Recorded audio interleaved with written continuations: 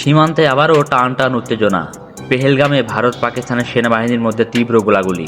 এটা কি উপমহাদেশে আরেক যুদ্ধের সুর? স্বাগতম আপনাকে জাস্টিন বাংলার আরেকটি নতুন ভিডিওতে।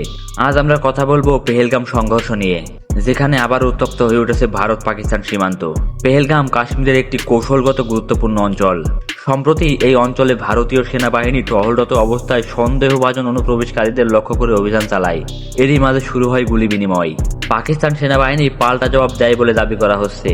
এই সংঘর্ষে দুই পক্ষেই হতাহতের আশঙ্কা করা হচ্ছে।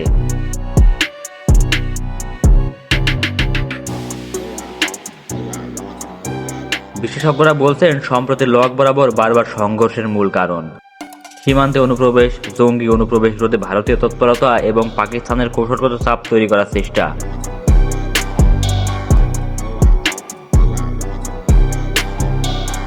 চায়না পাকিস্তান ইকোনমিক করিডর সহ অঞ্চলটির ভূ রাজনৈতিক গুরুত্ব অনেক বেড়ে গেছে।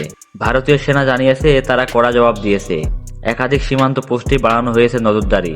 সামরিক প্রস্তুতি রাখা হয়েছে সর্বোচ্চ স্তরে। পাকিস্তানের দাবি তারা শুধু আত্মরক্ষার জন্যই গুলি চালিয়েছে। আন্তর্জাতিক মহলে বিষয়টা নিয়ে উদ্বেগ তৈরি হয়েছে, বিশেষ করে যুক্তরাষ্ট্র ও চীন কূটনৈতিকভাবে পরিস্থিতি পর্যবেক্ষণ করছে। ভারত ও পাকিস্তানের মধ্যে এমন সংঘর্ষ নতুন নয়, তবে পেহেলগামের মতো স্পর্শকাতর অঞ্চলে গুলি বিনিময় মানে এই দুই দেশের মধ্যে উত্তেজনার নতুন স্ফুলিঙ্গ। এই উত্তেজনা কি যুদ্ধের দিকে যাচ্ছে, নাকি আবারও থেমে যাবে সীমান্তেই? আপনার মতামত কমেন্টে জানান এবং সাবস্ক্রাইব করুন আমাদের জাস্টিন বাংলায় বিশ্বের গুরুত্বপূর্ণ সংবাদ পেতে।